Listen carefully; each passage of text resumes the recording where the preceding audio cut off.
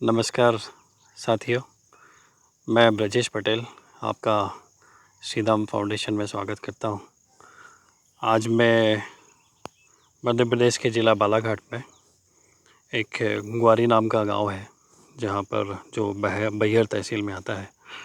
उसमें बना एक 20 एकड़ के क्षेत्र में फैला एक फार्म है, ऑर्गेनिक फार्म, प्राकृतिक कृषि फार्म। उसका नाम है मंडेर ऑर्गेनिक फार्म, जो श्री रिक्की मंडेर जी का है। और वहाँ हम इस साल लगभग 15 एकड़ ज़मीन में पपीता की प्राकृतिक कृषि यानी गौ आधारित कृषि करने जा रहे हैं। अभी पिछले 1 महीने में इस 15 एकड़ ज़मीन का, जो टोटल तो 20 एकड़ है, बट 15 एकड़ में प्रोडक्शन होगा, उसका हम पपीता की प्राकृतिक कृषि, गौ आधारित कृषि के लिए खेत अभी तैयार हो रहा है। पपीता की गौ आधारित कृषि जिसमें कि बहुत सारी सह फसलें भी हम लेंगे, जिसमें कि गेंदा है, अदरक है, हल्दी है, तुअर की दाल है, धनिया है और भी कुछ कंदमूली फल हैं जो इस पपीता की खेती के साथ हम लेंगे। पपीता की जो वैरायटी इस खेत में हम लगाने वाले हैं वो ताइवान की रेड लेडी है। जो पपीता की जानकारी रखते हैं, वो खेती करते हैं, उसके बारे में उनको जानकारी है कि सबसे अधिक बिकने वाली वैरायटी जो है वो रेड लेडी है। तो चूँकि ये जो खेत आप देख रहे हैं, ये शुरू से डे 1 से, यानी ये जंगली क्षेत्र में बना हुआ फार्म है। कभी भी इसमें कोई केमिकल फार्मिंग नहीं हुई, कोई रासायनिक खेती नहीं हुई है। पहले ही दिन से इसमें प्राकृतिक कृषि, गौ आधारित कृषि की जा रही है। तो किस लेवल का वो ऑर्गेनिक प्रोडक्शन होगा, वो इस बात से ही जांचा जा सकता है, समझा जा सकता है। कृषि फार्म होने के साथ साथ यही एक प्राकृतिक कृषि का, गौ आधारित प्राकृतिक कृषि का प्रशिक्षण केंद्र भी है। और इस केंद्र पर हम खेत तैयार से लेके प्रोडक्शन लेने तक और उसकी प्रोसेसिंग तक, उसकी मार्केटिंग तक, सेल्स तक, जो सारी प्रक्रिया है, खेत तैयार करने से लेके बाज़ार में माल बेचने तक, प्रोसेसिंग भी उसमें शामिल है। उस सब का प्रशिक्षण भी हम साल भर करते हैं। और प्रशिक्षण के 2 तरीके होते हैं कि कोई व्यक्ति व्यवहारिक रूप से अगर करके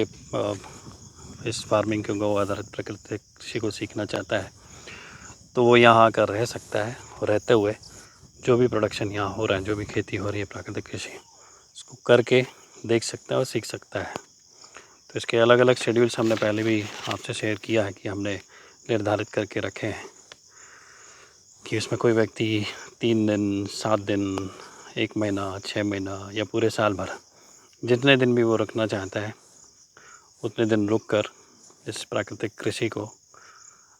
सीख सकता है, कर सकता है। और जहाँ पर भी वो भविष्य में खेती करना चाहते हैं, कर रहा है, वो प्राकृतिक कृषि, गौ आधारित प्राकृतिक कृषि अपने क्षेत्र में खुद भी स्वयं भी कर सकता है। तो प्रशिक्षण केंद्र का एक भवन भी यहाँ बन रहा है, जिसमें रुकने की व्यवस्था भी होगी और प्रशिक्षण केंद्र का हॉल भी है, तो वहाँ हम प्रशिक्षण कंडक्ट करेंगे। साथ ही जो लोग नहीं आ सकते हैं, जो लोग नहीं आ सकेंगे, उनके लिए जो भी डेली बेसिस पे